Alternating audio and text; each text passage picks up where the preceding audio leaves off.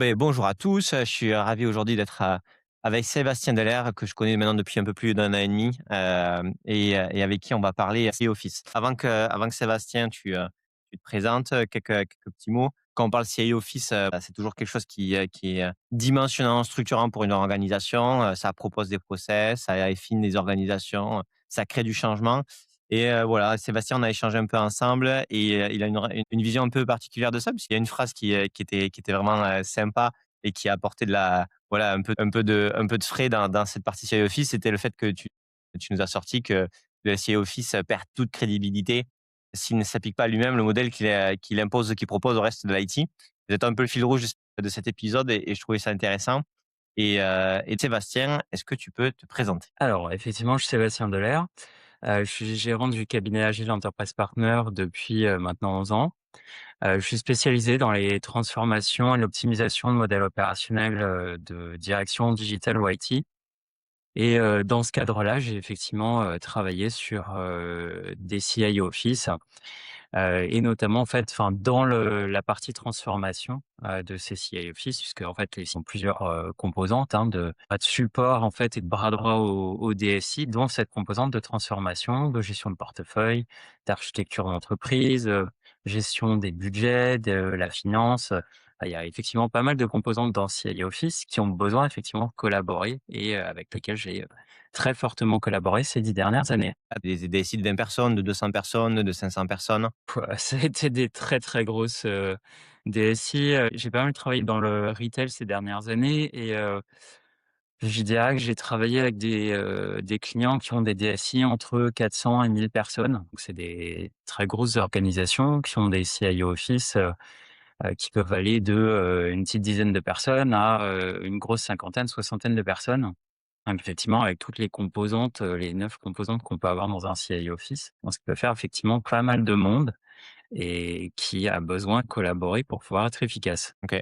Bon, du coup, si on parle d'un petit peu de tes aventures de CI Office, qu'est-ce qui te fait dire que, quand tu arrives, le CI Office, ou l'organisation actuelle un peu, prêche dans le vide, hein, et fonctionne pas, quoi? En dehors même du processus qu'il propose. C'est quoi le 1 signal qui te fait dire: «Ah, il y a un sujet entre le CI Office et le reste de l'organisation»? Je dirais que ça va un petit peu dépendre des composantes du CI Office dont on parle. Il y a une composante en fait qui est assez visible généralement du CI Office, c'est la gestion de portefeuille. Si effectivement la gestion de portefeuille, a du mal à effectivement imprimer son rythme, gérer les cadrages, gérer le delivery, assurer effectivement qu'en fait les engagements qui sont pris, par l'organisation servent bien la stratégie de l'entreprise, là ça coince. Assez souvent. Ça peut être sur la valeur délivrée, finalement, que ça peut coincer. Finalement, on gère de la capacité, mais ça délivre pas forcément, de la valeur ou, ça crée, en fait, une contribution forte à la réalisation de la stratégie de l'entreprise. Ça peut être dans la transformation, prêcher dans le vide, avoir en fait, des équipes qui appliquent pas le modèle opérationnel qui est, proposé par CE Office. Ça peut être, des grosses difficultés pour, capter les imputations, des différents, parties prenantes de la DSI pour pouvoir effectivement contrôler que le budget de la DSI est correctement, sous contrôle et qu'on dépasse pas. J'ai déjà vu en fait des DSI, qui ont des dérives de CAPEX, d'OPEX, ou même de budget qui peuvent être assez importantes. Donc bon, et en fait, on peut trouver effectivement tout un tas de composantes qui peuvent être, assez en difficulté. Ça dépend vraiment des situations. J'ai eu, vraiment des situations complètement hétérogènes, face à moi. Ça, c'est vraiment sur la maturité des processus, des axes, ou même de la qualité de la donnée. Donc c'est souvent pour ça que tu interviens, c'est que tu veux changer. Mais qu'est-ce qui a fait ou qu'est-ce qui fait que les équipes, à un moment qui étaient en place avant ou qui sont encore en place quand tu arrives et cetera, ce qu'elles font, ce qu'elles proposent, leur posture fonctionne pas? Est-ce qu'en général, elles proposent les bonnes choses mais ne sont pas écoutées, elles n'arrivent pas à le mettre en place? Est-ce qu'elles n'ont pas l'adhésion des équipes? Est-ce qu'elles s'y prennent mal? Ou est-ce que les processus qu'elles proposent sont un peu, cassés? C'est quoi qui fait que l'entité CIO plus ou moins définie, plus ou moins, valorisée, ne crée pas la valeur? Encore une fois, ça va être, je pense différents cas, mais typiquement, prêcher dans le vide. Hem, je suis arrivé dans des situations où, la tension entre les métiers, de l'entreprise et puis la direction IT était très forte avec une défiance, assez importante. où effectivement, les roadmaps projets sont imposés par l'IT et pas forcément construits de manière collaborative avec le métier. Le rythme avec lequel l'IT fonctionne n'est pas forcément le rythme du business. Le business fonctionne souvent en trimestre et l'IT peut être décorrélé effectivement de ce rythme business. Ça peut être des problèmes de communication, de clarté de ce qui est proposé vis-à-vis des équipes. Heu, enfin, il y a une composante de change dans le CI Office. Les entreprises sont en changement permanent et le CI Office, c'est un peu le bras armé du DSI pour, pouvoir effectivement transformer les organisations, appuyer le changement, communiquer, faciliter. Ça peut être effectivement, des éléments en fait qui sont, en difficulté quand j'arrive. Donc oui, c'est des points effectivement sur lesquels, j'ai appuyé à plusieurs reprises, d'arriver effectivement à remettre un sens, dans les transformations, des objectifs clairs, démontrer en quoi en fait, le CIO Office, ses processus, sa manière de faire, va vraiment servir la stratégie de l'entreprise. Parce que in fine, tout ce qu'on fait, que ça soit l'IT ou cette fonction un petit peu support de l'IT, doit servir la stratégie de l'entreprise, créer de la valeur et tout doit s'inscrire dans la stratégie, d'une année particulière de l'entreprise, qui a ses enjeux qu'il faut servir et donc toute la transformation doit servir la roadmap de projet sur laquelle l'entreprise, va avoir besoin pour créer sa valeur à un instant donné, quoi. Et tu parlais de tension du coup avec les métiers. Le CI Office, il peut être aussi en tension avec, les équipes IT, sans parler des métiers. Le CIO Office, notamment par sa composante de portfolio management, doit servir par la roadmap, projet en fait avec laquelle, enfin qui construit avec les business, la stratégie de l'entreprise et il doit effectivement collaborer avec les équipes IT sur la faisabilité, la capacité des équipes à délivrer cette roadmap. Donc si effectivement le CIO Office est un peu en mode tour d'ivoire, je construis des plans sans effectivement, m'appuyer sur les équipes pour les construire, ça peut poser un problème. Ça, j'ai déjà vu, notamment dans des très grands, une très grande banque avec laquelle j'ai travaillé, dans laquelle effectivement la première posture du CIO Office, c'était de récupérer des données et puis d'essayer de construire des roadmaps, hein, sans qu'effectivement on sache effectivement quelles sont les dépendances, entre les différents éléments, la complexité, de mettre telle ou telle partie d'un projet avant, ou après un autre, quelles sont les conséquences et tout ça. Il y a besoin d'une vraie collaboration, entre cette dimension, de portfolio management et tout l'écosystème avec lequel ils travaillent. Donc, ça soit par exemple des projets en cycle en V, des produits, quand on est, plutôt dans des modes, safe, agile, avec les responsables de produits, les architectes, avec les delivery managers. Il y a vraiment, un besoin de collaboration qui est super important entre le CIO Office et tout l'écosystème avec lequel ils travaillent. Aujourd'hui, quand on parle de CI Office, et de donc du coup organisation, discussions autour les métiers sont pas matures, ou nous on n'est pas mature comme si et cetera. J'ai l'impression que c'est un peu un truc qui tourne en rond. Tiens, est-ce qu'une DSI, CI Office ou pas de CI Office, quand tu arrives, au final, c'est pas celui qui gueule le plus fort, dans les métiers qui arrive à avoir, le temps, ou la bande passante de l'IT pour faire des projets? C'est quoi qui fait que ça change ce genre de choses et comment l'IT se positionne pour pas être jugé parti et du coup être décrédibilisé là-dedans? Alors, en fait, ça tourne encore une fois autour de la gestion de portefeuille, tout ça. Notamment, enfin, il y a 2 éléments, en fait, qui sont super importants là-dessus. C'est la notion de valeur. Un des points, en fait, qui fait qu'on évite de mettre, en porte-à-faux la DSI, c'est d'avoir, en fait, un framework, d'analyse de la valeur vraiment composite, qui est capable de tenir compte, en fait, de toutes les inducteurs de valeur, des différents business de l'entreprise. Enfin, je pense notamment à une entreprise avec laquelle j'ai travaillé avec absolument toutes les composantes de l'organisation, que ça soit du clienteling, du retail, de l'e-commerce, de la supply, du service client. J'ai vraiment travaillé avec toutes les directions pour pouvoir définir quels sont les inducteurs de valeur sur lesquels des projets IT digitaux sont capables d'apporter de la valeur à ces directions et qui permet de construire derrière un framework d'analyse par la valeur, composite, qui permet de mettre tout le monde d'accord, quelle que soit la typologie de sujet. On est capable de se dire, bah, finalement, dans ma roadmap, qu'est-ce que crée en fait un projet pour l'e-commerce versus un projet pour le service client? Quelle est la valeur créée? De peser si effectivement il vaut mieux le mettre avant ou après en fonction du ratio entre cette valeur et le coût du projet et d'être capable d'intégrer ça dans la roadmap, des équipes IT.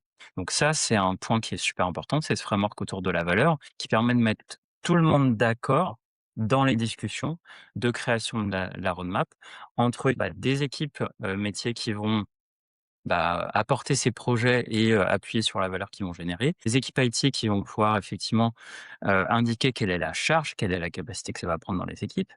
Et puis l'autre composante qui est super importante, c'est finalement au-delà de créer de la valeur, parce que de la valeur, on peut en créer tout le temps, c'est en quoi ça s'inscrit dans la stratégie de l'entreprise. Et là, c'est plutôt, autour de la notion d'OKR, et d'inducteur de valeur, de création de valeur, à un instant donné, puisque une année, on peut avoir une stratégie, l'année d'après, elle peut être différente.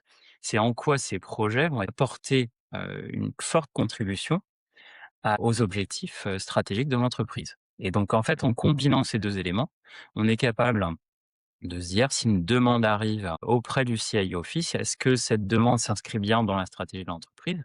Si oui, on peut se poser la question de la valeur que ça va créer, de la charge que ça va induire dans les différentes équipes et puis effectivement collectivement et ça je l'ai posé en place dans beaucoup d'organisations que j'accompagnais ces 10 dernières années, bah, soit le COMEX, soit des N-1 du COMEX, être capable dans des cérémonies, de portfolio management, notamment le strategic portfolio review, d'être capable en commun avec l'IT de se dire: «Bah, c'est plutôt tel ou tel scénario qu'on va privilégier de delivery pour pouvoir construire notre roadmap».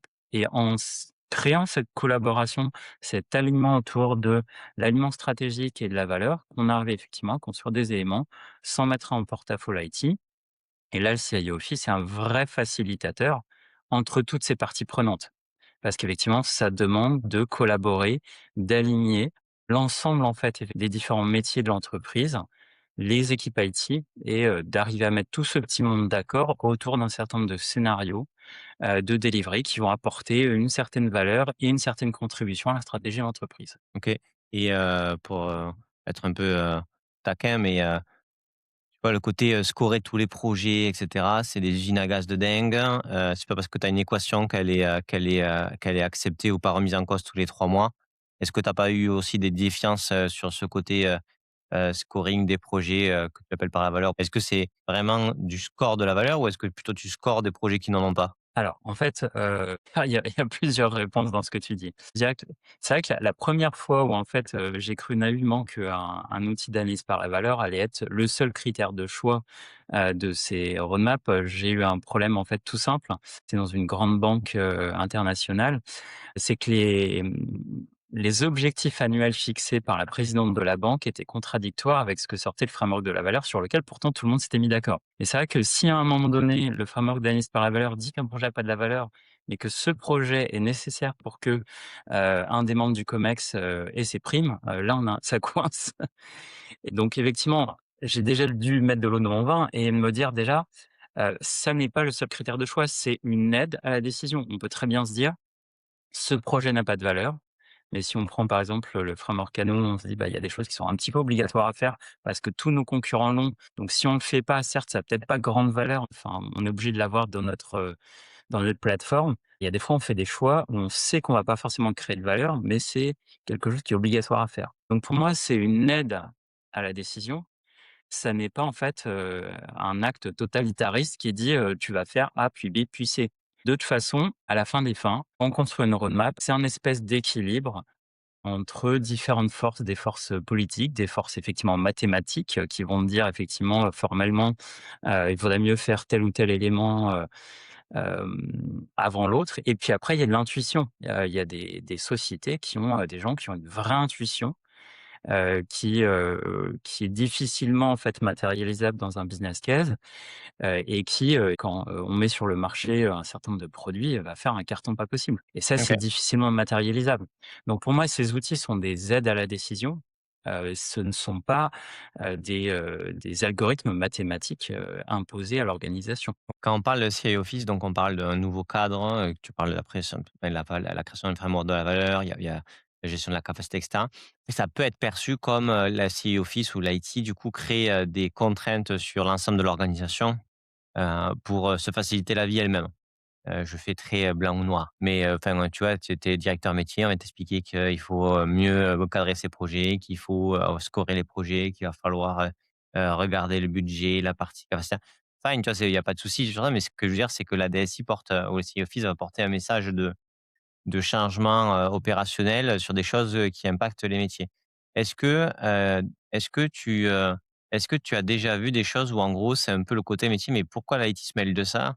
Ça fonctionnait bien avant. Première question. Seconde question, est-ce que, tu vois l'IT si l'IT cadre le métier, est-ce que le CIO Office aussi, il arrive à être compris et perçu comme aussi il cadre l'IT? Pas que comme l'IT étant un métier pa aussi quoi. Est-ce que ça arrive à être perçu comme ça ou est-ce qu'au final, ça l'est pas? Pour répondre à ta première question déjà, hem, le, le CIO Office effectivement, va porter un cadre, mais c'est vrai qu'en fait, si on regarde finalement, il y a pas 50 000 en fait instances ou organismes en fait qui seraient capables d'apporter ce cadre-là. Mmh. C'est vraiment l'organe le plus légitime, de l'organisation dans sa globalité. Alors après, effectivement, est-ce que ça apporte de la réalité? Moi, je vais te dire une chose, ce que j'ai surtout vu, c'est que ça apporte en fait de la création de valeur et ça permet d'éviter, le phénomène de c'est celui qui crie le plus fort en fait, qui, utilise les ressources. Parce que qu'est-ce qu'on va constater? Vous avez, des équipes organisées qui vont travailler sur, un gros projet structurant d'une organisation qui apporte beaucoup de valeur. Puis vous avez quelqu'un qui arrive à côté et qui dit, «Moi j'ai un truc super urgent, il faut le faire maintenant». On déstaffe les ressources en fait du projet, stratégique qui apporte de la valeur. On peut sous le manteau sans comprendre en fait, les impacts. On répond à la sollicitation, on induit 15 jours, 3 semaines, un mois de délai sur, le projet stratégique.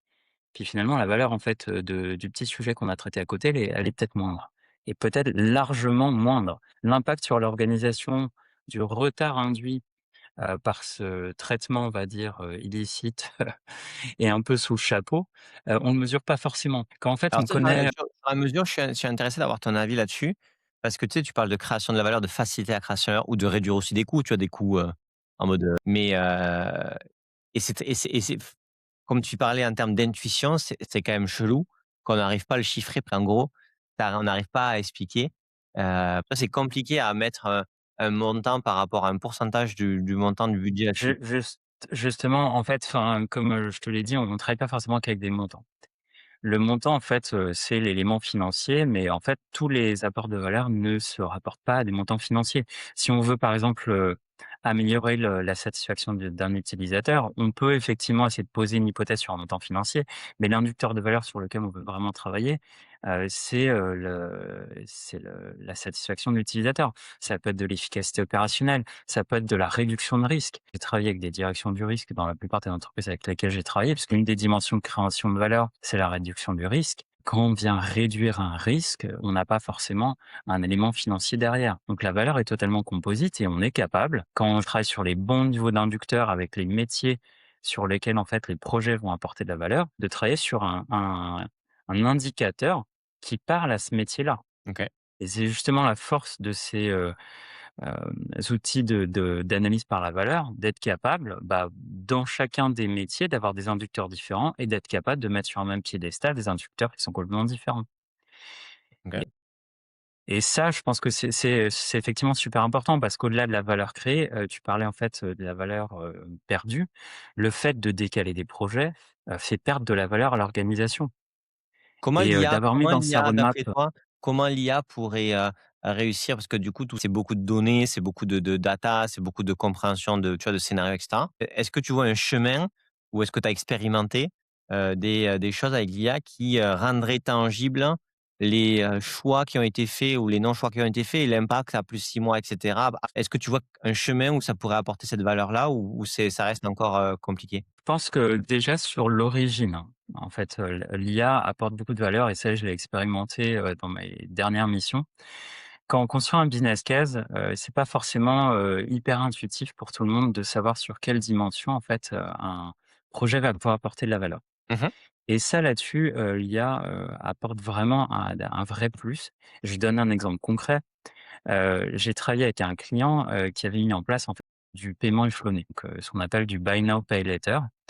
C'est une fonctionnalité qu'on va retrouver sur pas mal de sites e-commerce. Ils ont mis pas mal de temps, en fait, à trouver sur quel inducteur de valeur, ce type d'initiative pour apporter de la valeur au métier. J'ai pris la même initiative, j'ai un petit peu décrit le contexte de l'entreprise, je l'ai donné à manger à mon IA et extrêmement rapidement, l'IA va te sortir les principales fonctionnalités, les inducteurs de valeur, en fait, sur lesquels ces fonctionnalités vont jouer, les différents, partenariats que tu peux avoir avec les différents acteurs de la place, les différents frais, en fait, que ça peut engendrer, les seuils de modèles économiques, qui peuvent être intéressants à considérer en fonction des montants de transactions et ce genre de choses. Donc l'IA dans la préparation de ton business case peut énormément t'aider. Couplé avec des directions qui ont des historiques, sur, de la création de valeur, sur des, inducteurs de valeur, qui ont pu bouger par tel ou tel projet, sur, du trafic, sur du panier moyen ou des éléments, bah, en fait, en couplant tous ces éléments-là, tu es capable de construire un business case qui est bien plus riche que ce que tu peux faire intuitivement ou par des recherches qui vont te prendre pas mal de temps. Donc tu peux accélérer la construction de ton business case et donc du coup le délivrer du projet bien plus rapidement en t'appuyant sur l'IA.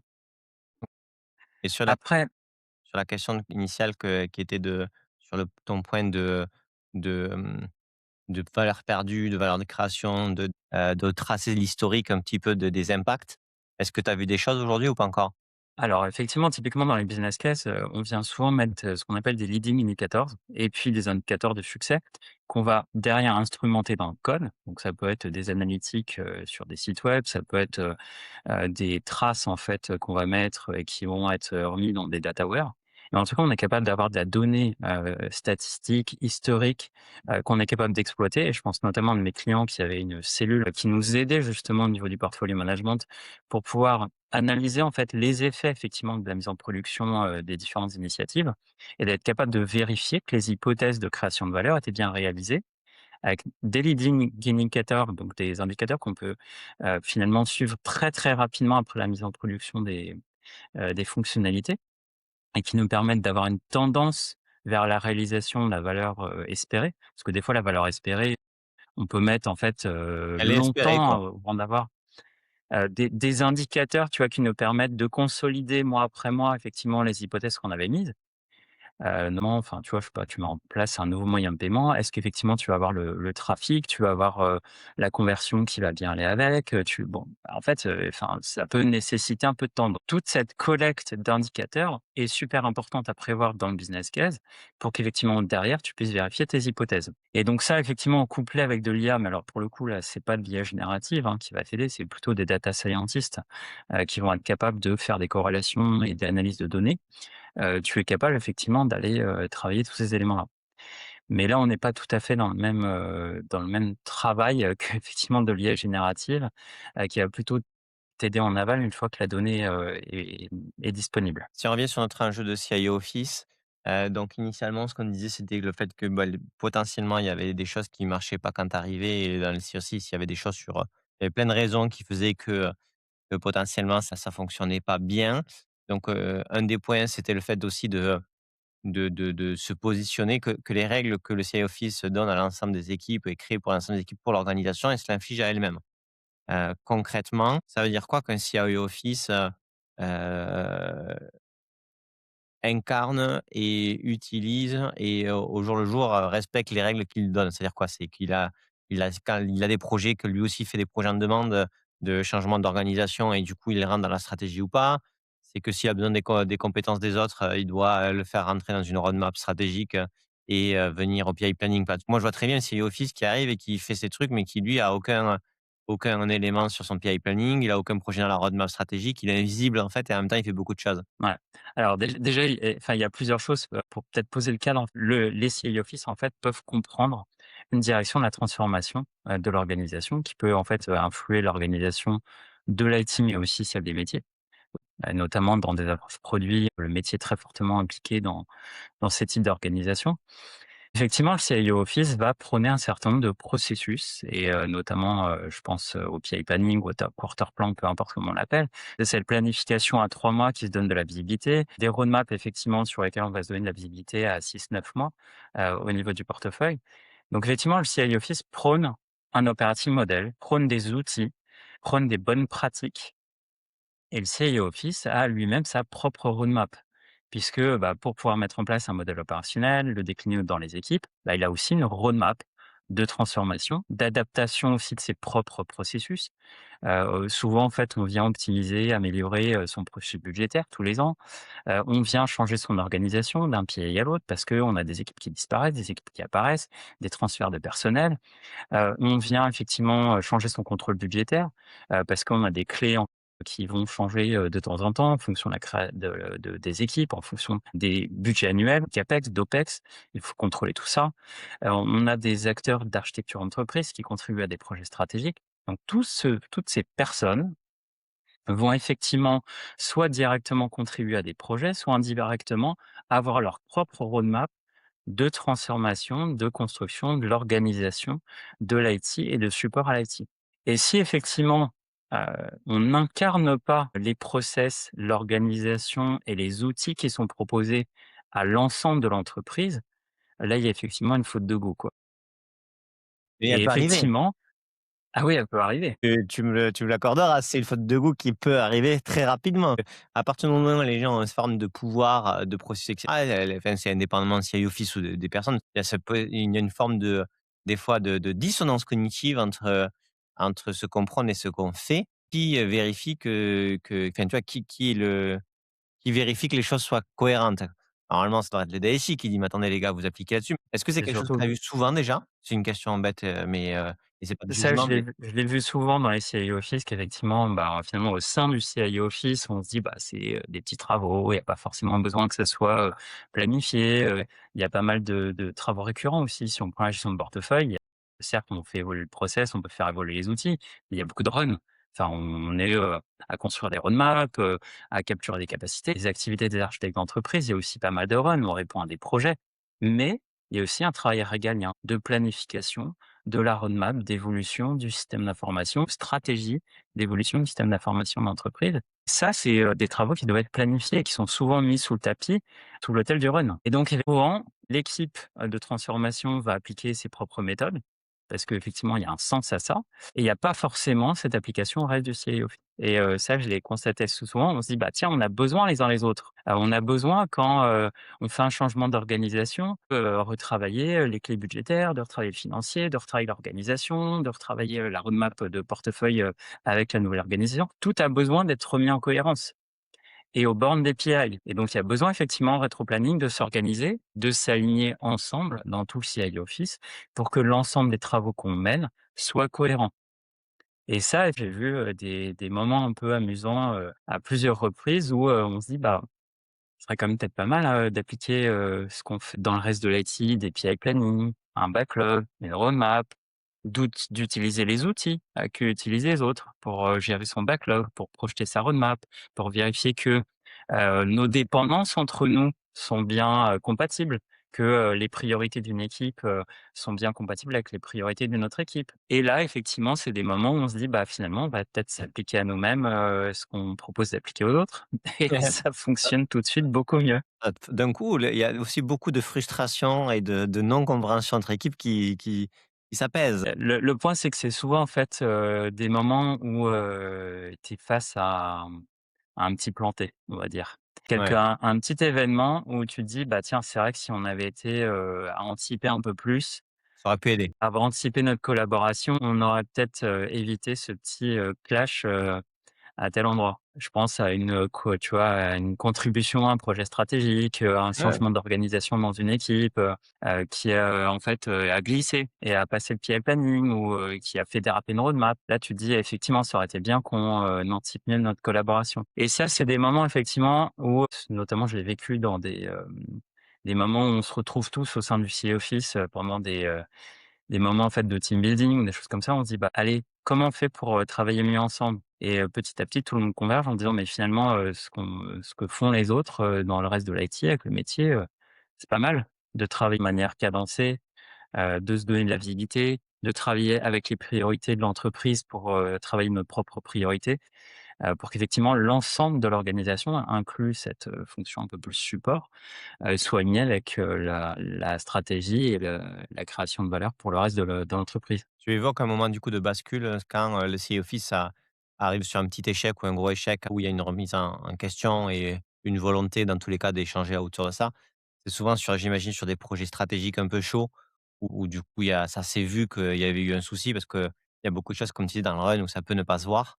Donc c'est qu'une contribution sur un projet stratégique s'est mal passée et où là, du Exactement, ouais. coup, vous avez été sur les phares sont venus sur le CIO Office et où là, du coup, il a fallu changer de cap, c'est ça? Et puis, bah, en fait, souvent pour, remédier à ça, c'est un peu le mode branle-bas de combat. Tout le monde, en fait, pose le crayon mais ça marche pas le mode task force. En fait, le mode task force ne marche pas à l'échelle. Ce qui marche à l'échelle et c'est, de bien identifier formellement ce qui est, des activités de run, de bien identifier la capacité que ça va prendre dans chacune des équipes, de savoir ce qui est planifié, d'identifier les contributions croisées avec, les équipes opérationnelles, les équipes du CI Office, de bien planifier tout ça et être capable de se dire, bah, en cas de pépin, sur quoi on renonce en fait? Quelles sont nos priorités? Qu'est-ce qui va faire qu'on va commencer par, tel ou tel travaux, qu'on va sécuriser tel ou tel élément au détriment de tel autre? Et ça, c'est super important d'avoir ces informations-là pour que dans le rush de l'exécution, on ait les clés, de décision à un niveau local pour prendre les bonnes décisions, pour arbitrer et pas qu'on soit obligé de faire des escalades qui vont prendre du temps et induire, forcément un délai dans la prise de la bonne décision. OK. Un truc tout bête, mais du coup, cette équipe-là, elle vient perturber aussi le fonctionnement du coup des départements de l'IT, tu vois? Même au sein de l'équipe IT, tu vois? Et normalement, le CIO Office, des fois, c'était plutôt, un agrégat de direction. Le directeur d'infra, le directeur de machin, ça dépend comment tu découpes ton IT, qui composait ce CIO Office. Normalement, on doit faire en sorte de travailler ensemble. À quel moment, toi, enfin, dans ton parcours, tu vois qu'il y a une dissociation où, ces directions-là, elles sont tellement silotées au sein même de l'IT, qu'on a besoin d'avoir une équipe dédiée pour faire en sorte de proposer un cadre aussi commun au sein même de ces départements IT? Alors ce que j'ai vu, c'est souvent en fait des entreprises qui ont besoin d'accélérer. Je pense notamment à un client dont la DSI a triplé, pendant que j'y étais. Quand tu veux faire tripler ta DSI en 2 ans, tu peux pas en fait avoir, chacun son organisation, chacun ses petits outils.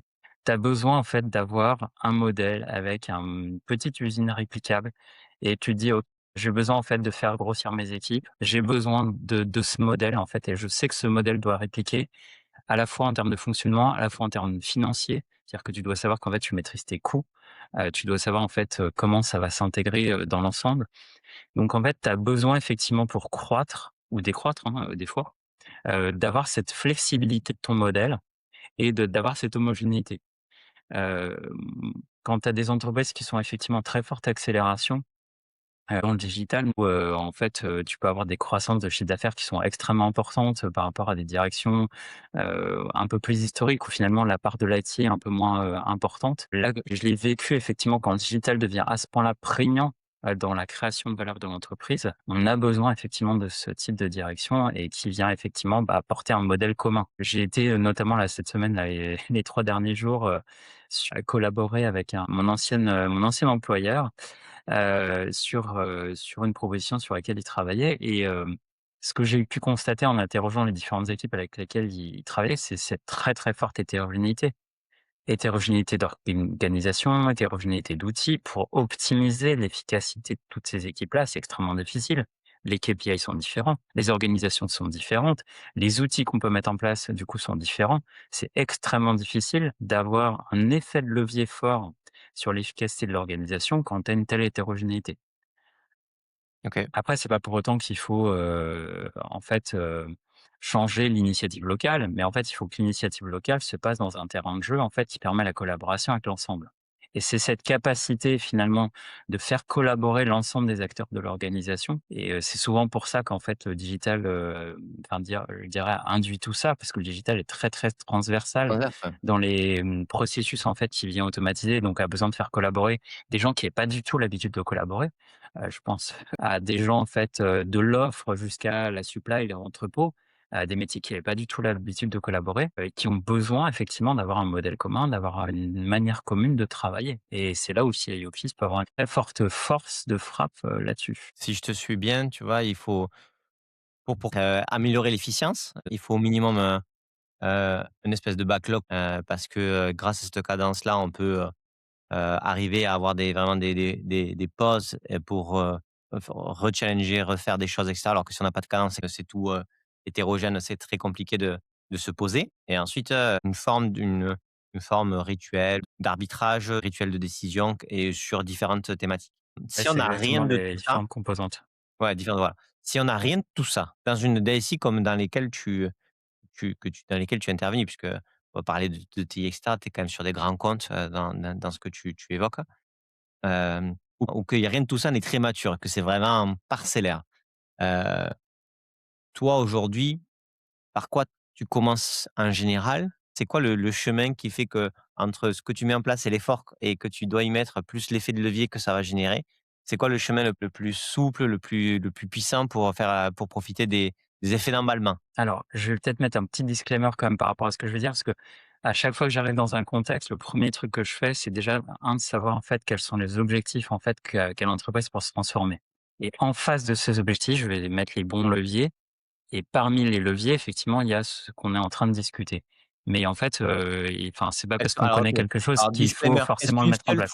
est-ce qu'une seule fois tu n'as pas mis ces 4 points-là? Alors, je dirais pas forcément toujours dans le même ordre. Non, mais Mais l'ordre, c'était ma question de l'ordre. Ma question initiale était de l'ordre. Parce qu'en fait, si tu veux, c'est trop facile de dire: «Non, mais moi, je parle stratégie et avant de parler process», bien sûr qu'il faut parler stratégie, mais à un moment donné, il faut avoir une vision commune des choses. Après, la manière dont tu mets, les ingrédients, dans quel ordre tu les mets et à quelle vitesse, ça, c'est ton savoir-faire par rapport au contexte. J'ai l'impression que dans tout ce que tu as dit, que ce backlog commun, la capacité, une cadence commune et savoir décider de manière transverse, c'est des ingrédients must have et nécessaires, quel que soit l'objectif d'organisation.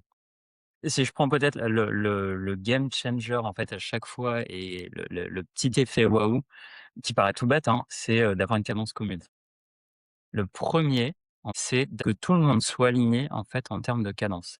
Le métier, l'IT et souvent le métier va travailler au trimestre, se poser des questions au trimestre, se dire, «Qu'est-ce que je fais sur tel trimestre?» Il y a une saisonnalité, notamment chez certains acteurs.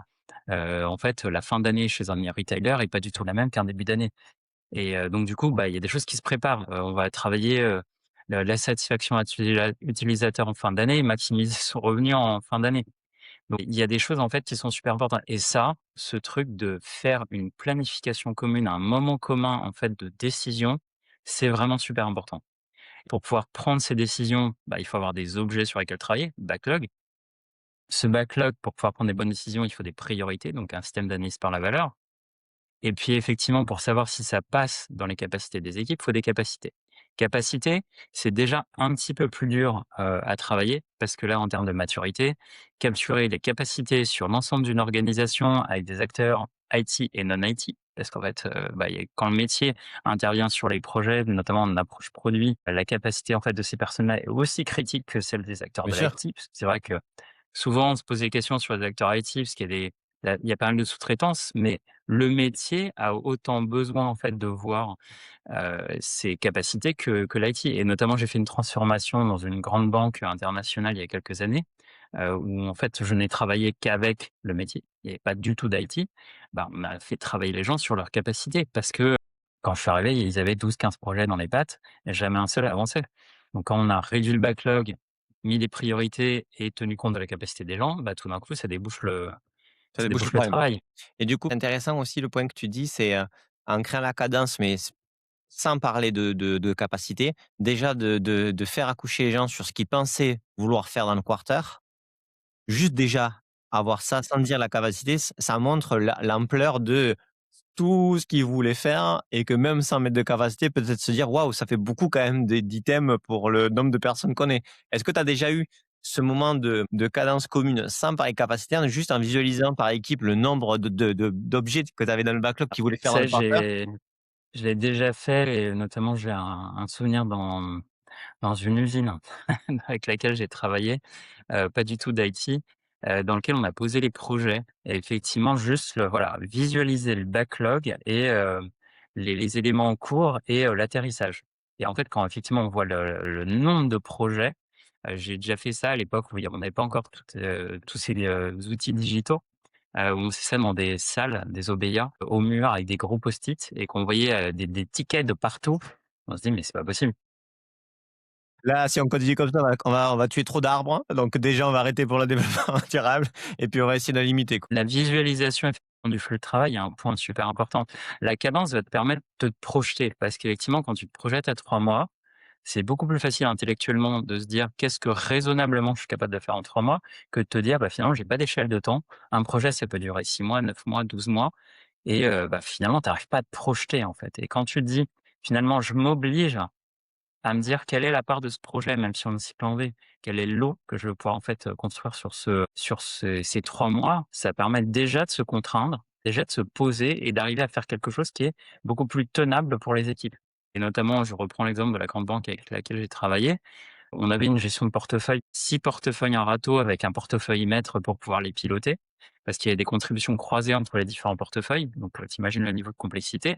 Pour se matérialiser ces dépendances, être capable de se dire raisonnablement, qu'est-ce qu'on est capable de faire? On a imposé au projet aussi en V de sortir quelque chose, même si ça sort par en prod, mais en tout cas quelque chose de démontrable qu'on peut mettre en recette, un lot, tous les 3 mois et ne serait-ce que cette contrainte, ça a apporté énormément de rythme à des projets qui avaient du mal, en fait, à trouver leur rythme et à délivrer des éléments. D'être capable de se dire: «On fait un lot, ne serait-ce qu'un lot de 3 mois, Ouais, un où lot, on un spec, on focus. dev, on teste» Ouais. et c'est déjà un énorme progrès. Ça m'intéresse de comprendre aussi ton avis là-dessus. Tu vois, historiquement, les découpages de projets annuels et cetera, ne sont pas par des livrables trimestriels, même des lots, tu vois? Des lots trimestriels. Tu vois, c'est des t'as des trucs où tu sais pas trop quand ça commence, quand ça finit. Dans tous les cas, il y a rien de synchrone. Est-ce que toi, tu vois aujourd'hui, en dehors du côté, tu vois, PI planning, quarter plan sur le prochain PI, mais vraiment sur l'année, est-ce que tu vois après que les gens comprennent facilement le fait que déjà découper par lot trimestriel sur une année ou autre, ça les aide à se projeter sans parler même de capacitaire? Ou est-ce qu'il y a encore un rejet, parce que, l'habitude, parce que le Ça, truc sincèrement, sur les différentes expériences que j'ai eues où, on a commencé effectivement à poser des modèles produits agiles à l'échelle, sur une partie de l'organisation, puis on étend et ça met du temps, c'est normal. Et puis ça a pas forcément d'intérêt à être, absolument partout. On a besoin d'un fonctionnement hybride. Donc le portefeuille, il est obligé de composer avec ça et pour pouvoir composer avec ça, il faut effectivement qu'il y ait cette cadence et ce lotissement commun. Donc effectivement, les projets, en agile vont, délivrer plusieurs fonctionnalités, durant un trimestre, donc du coup, vont avoir un nombre d'éléments beaucoup plus important. Mais en tout cas, les projets en cycle en V, ça leur donne du rythme, ça leur donne de la visibilité sur les, hem les dépendances entrantes ou sortantes avec, d'autres parties de l'organisation, ce qui leur permet beaucoup plus facilement de se projeter et d'éviter d'avoir des décalages de roadmap et ça, c'est extrêmement intéressant, qui se pose sur un périmètre beaucoup plus petit et de se dire de qui on a besoin sur au moins cette partie-là et qu'est-ce qu'on va fournir à qui et à quel moment? Et d'être capable effectivement, bah, d'arriver à se caler sur des engagements, d'entrants et sortants, des contributions qui permettent effectivement d'aligner l'ensemble des acteurs, d'une DSI ou d'une direction digitale sur, une roadmap commune et OK. ça, même sans capacité, Ça aide déjà c'est énormément. déjà énorme. Parce qu'effectivement, en mettant du rythme, en mettant de la contrainte, en mettant une capacité où finalement le cerveau humain arrive plus à se projeter, on arrive à dérisquer et à finalement, sortir beaucoup plus de choses que ce qu'on était capable de faire. Et comme tu l'as dit aussi, la visualisation, je l'ai vécu plusieurs fois. On s'est mis, un peu en mode, on prenait la hache et on cassait le portefeuille. Je pense notamment à un client qui avait une petite, quarantaine de développeurs sur une direction digitale, 125 projets, en parallèle. Quand on regardait les débits, il y avait un débit extrêmement faible. On a réduit à une vingtaine de projets en parallèle, ce qui est déjà énorme, hein, mais les projets sortaient. 125, il y avait rien qui sortait.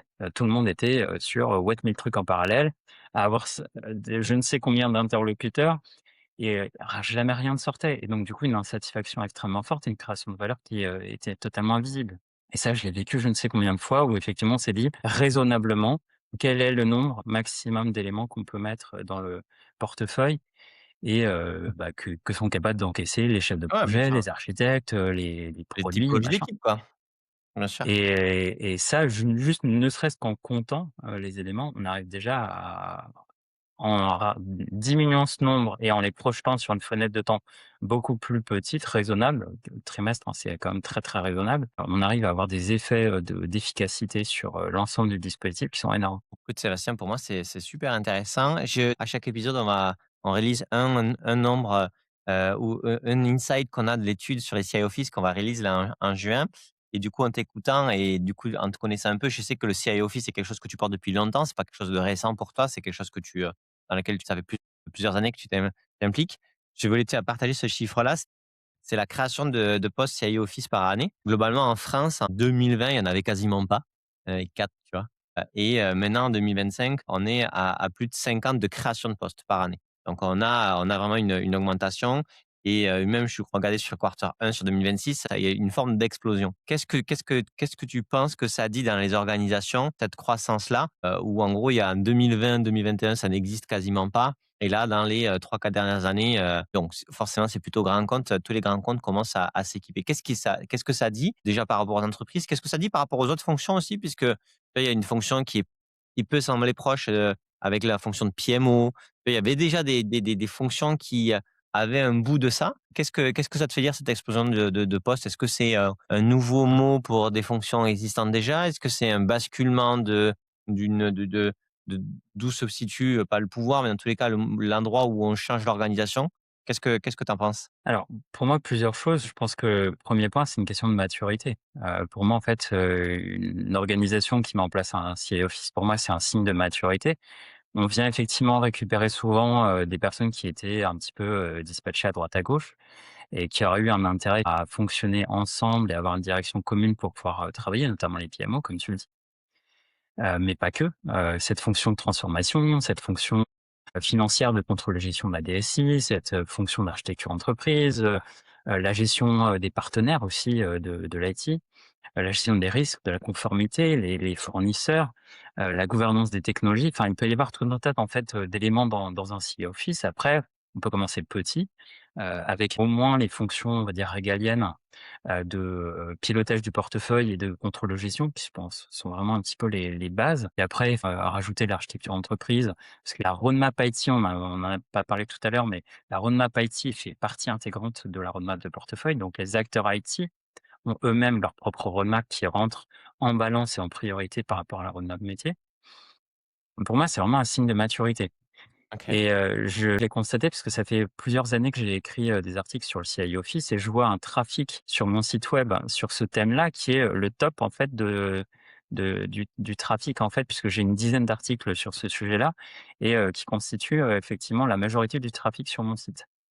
Et effectivement, quand je regarde autour de moi, je me suis connecté à quelques, représentants de CI Office qui m'ont dit: «Ah bah, j'ai lu tes articles, c'est intéressant, ça m'a aidé à structurer mon CI Office». Donc je voyais que c'est des témoignages qui me font assez plaisir. J'imagine, ouais. Et pour moi, c'est vraiment une question de maturité. Je pense que, les entreprises sur lesquelles j'ai vu des CI Office, par rapport effectivement à avoir déjà des fonctions un petit peu disparates, d'un côté d'avoir, une petite équipe sur la PMO, le pilotage, du portefeuille, de l'autre côté un contrôle de gestion très, très lié à la fonction finance.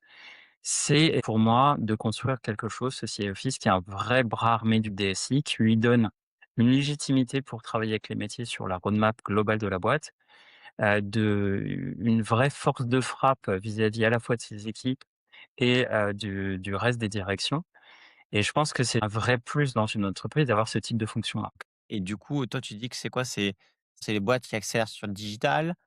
Est-ce que c'est le fait que, le PMO, a été galvaudé parce qu'il y a des PMO de partout et cetera et donc du coup, on n'arrive pas à avoir les entre ceux qui disent VMO, d'autres PMO stratégiques, d'autres PMO, on n'arrive pas à s'y retrouver donc du coup, on crée une nouvelle notion? Plus par rapport à ça, qu'est-ce que tu en penses sur plutôt la maturité, tu vois, pas du marché en fait, de comprendre un peu, comment les gens recherchent ce genre de choses? Alors effectivement, le VMO, c'est mettre l'accent en fait sur la création de valeur, de cette fonction de gestion de portefeuille et effectivement, on voit qu'il y a pas mal d'entreprises qui cherchent des VMO maintenant.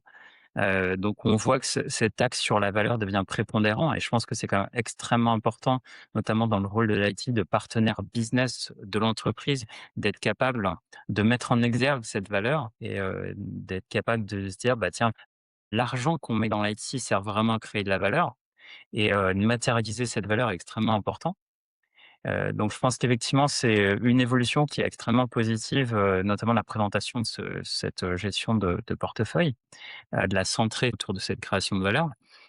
Après, je pense que le digital est un facteur d'accélération très fort par le décloisonnement des différentes directions et là, comme tu le disais, on avait des directions IT qui avaient souvent une petite direction, IT en face de chaque métier, qui ont besoin de se décloisonner et de pouvoir en fait gérer les contributions croisées qu'ils ont les uns avec les autres du fait du digital.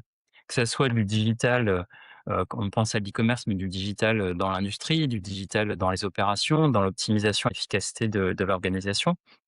Donc je dirais toutes les formes de digital ont en fait, induit un décloisonnement des différentes fonctions et ont obligé effectivement l'IT et ses différentes composantes à collaborer.